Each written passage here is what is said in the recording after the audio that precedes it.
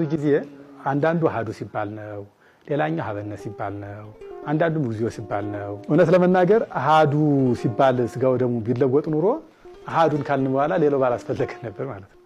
ሀበነ ላይም ከሆነ የሚለወጠው በቃ ሀበነን ብለን ጨርሰን በተለያየን ነበርና ሙሉ ቅዳሴው የስጋው ደግሞ መለወጫ ነው። ይሄንን ፍጥረት የትኛው እንደተለወጠ የሰው ልጅ ሊያየው አይችልም። ከተለወጠ በኋላ ያዩት አሉ። ተለውጦ ጻዕዳ በግ ሆኖ ሲያርዱት እጃቸው በደም ሲታለል ያዩ ቅዱሳን አባቶቻችን ይበቁ አሉ። ሲለወጥ ግን ህብስቱ ወደ ስጋ መለኮትነት ሲለወጥ ግን ያዩ ይላል። ያቺ ቅጽበት አትታወቅም። ይሄ ማለት እኛ የምንሰራው ድርሻ አለ፣ እግዚአብሔር የሚወስደው ድርሻ አለ ማለት ነው። እና የኛ ድርሻ ምንድነው? ሙሉ ስርዓቱን እያደረስን ቅዳሴውን መቀደስ። ቅዳሴ ስንገባ ጀምሮ መንፈስ ቅዱስ የሚወርድባት ብለን ነው የምናውጅ። መንፈስ ቅዱስ ወርዷል፣ መላእክት ረበዋል።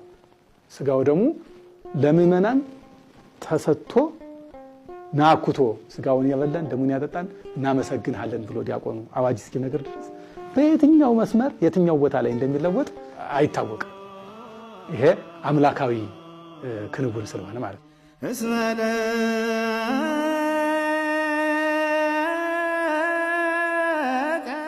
ቅዳሴ ክቡር ነው። በቅዳሴ መካከል ያለ ሰው ልክ ራሱን ከእሳት ፊት እንዳቆመ በተጠንቀቅ ነው የሚቆመው። ወይም ደግሞ ንጉሥ እንደሚቀበል ሰራዊት ተዘጋጅቶ ይጠብቃልና ቀዳሹም አስቀዳሹም የቆሙት ከእሳት ፊት ነው፣ እሳተ መለኮት ፊት።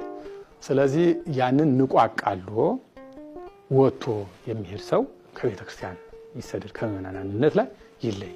ግን ደግሞ ምክንያት የሆኑ ነገሮች አሉ። በዚያው የማይዘነጉ ሰው በህመም ምክንያት ከዚያ ውስጥ ሊያስቆም የማይችል ቢኖርበት በመካከል ጻኡ ንዑሰ ክርስቲያን ዞር ብሎ ቅዳሴውን ንቆ አቃሎ ግን መጻሕፍቱን ባይሰማ የሚባለውን ቃል ቢንቅ ቅዱስ ስጋውን ክቡር ደሙን በዝግጅቱ ነው ባይቀበል ከቤተ ክርስቲያን ይሰደድ ብለው ሐዋርያት በአብጥሪስ የሚባል የሥርዓት መጽሐፋቸው እንደወሰኑት ይሄ ሰው ከቤተ ክርስቲያን ወጥቶ ይሄድ የሚለው ነገር በዚያ ነው የተቀመጠው።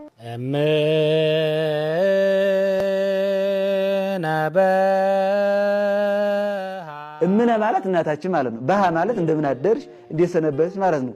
ቅድስት ቤተ ክርስቲያን ስርጉት አረፋቲያ በእንቁ እያለ ይናገራል። ኢሳይያስ 56 ላይ አሁን ሙሉ ቁጭ ብሎ ይገኛል። አረፋቲያ በእንቁ ኢየሩሳሌምን እየመሰለ ኋላ በአዲስ ሲመጣ ደግሞ ኢየሩሳሌም የተባለ ቤተ ክርስቲያን ናት። ኢየሩሳሌም ማለት የሰላም ሀገር ማለት ነው። ሰላም የሚገኝባት ደግሞ ይህች ቤተ ክርስቲያን ናትና ለምሳሌ አሁን ሰንበት ቢሆን ወይንም ቅዳሜና እሑድ ቢሆን አሁን ሁሉ ዘገብራ ለጽድቅ ነው ጻድቅ ውእቱ። አሁን ይሄን ብናነሳው ዮሐንስ ወንጌል ምዕራፍ 8 ላይ ያለው ነው ማለት ጽድቅን የሰራት ሁሉ እውነተኛ ይባላል፣ ሐሰትን የሰራት ደግሞ የሐሰት አባት ይባላል እያለ ባለቤቱ ክርስቶስ